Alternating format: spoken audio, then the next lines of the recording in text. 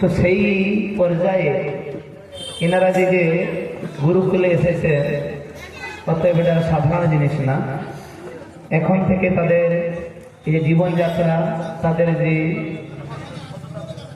নিজেকে গড়ে তোলার যে একটা স্কোপ, এটা করেছেন আমাদের গুরুকুল মাস্টার মশাই এবং সব ছাত্রছাত্রীরা। সকলকে ধন্যবাদ। হরে কৃষ্ণ, হরে কৃষ্ণ।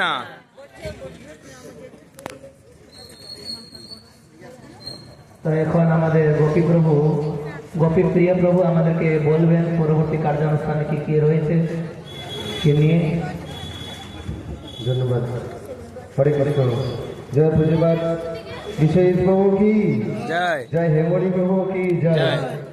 ধন্যবাদ জানাই সবাইকে।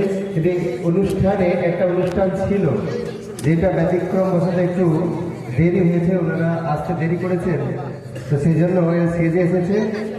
আর কর্তৃপক্ষ বলছেন যে এটা সিলেক্ট করে দেওয়ার জন্য দেখে, সেই জন্য চারজন আছে না, তিনজনই।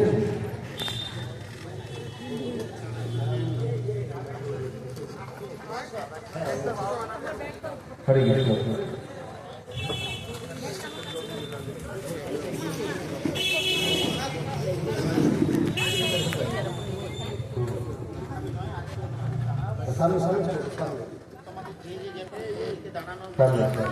ঠিক আছে। রাধাকৃষ্ণ, রাধাকৃষ্ণ, তুমি রাধাকৃষ্ণ। আচ্ছা, তোমার নাম বলো। আমার নাম আহনা দাস। আহনা দাস।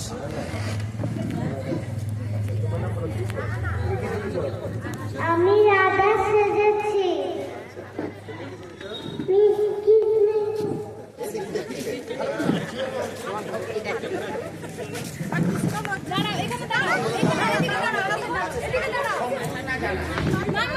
এদিকে দাঁড়াও, এদিকে এখানে দাঁড়াও মামা, এখানে দাঁড়াও, দাঁড়াও, দিয়ার পাশে দাঁড়াও, দিয়ার পাশে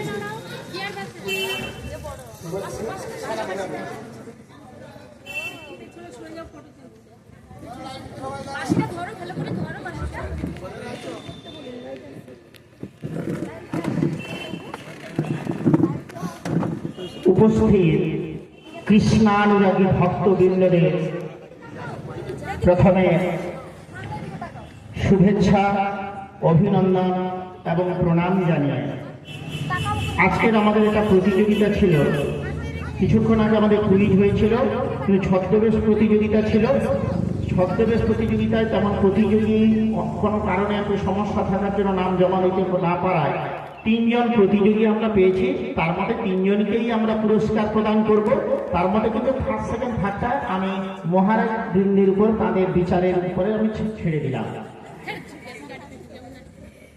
ঈশ্বর পরম কৃষ্ণ সচ্চিদানন্দ পরম বিগ্রহ অনাদি আদি সর্বকারণ কারণ। আজকে কিছুক্ষণ পরেই আমাদের ইস্কন মন্দিরের দীঘা আমার মহারাজ গোপীপ্রিয় মহারাজের চরণ পদ্মে এবং উপস্থিত মহারাজ বৃন্দ যারা রয়েছেন এবং কৃষ্ণানু ভক্তবৃন্দরা যারা রয়েছেন, তাদের প্রত্যেককে প্রণাম নিবেদন করে দু একটি কথা বলার পরে আমি মাইক্রোফোন আমি প্রিয় মহারাজ মহাশয়ের হাতে আমি করকমলে তুলে দেব। আজকে যে ছদ্মবেশে 3 জন এসছে, ছোট ছোট শিশুরা, একজন বাগদেবী সেজেছে, মানে সরস্বতী, আরেকজন কৃষ্ণ, আরেকজন রাধা। রাধা যে সেজেছে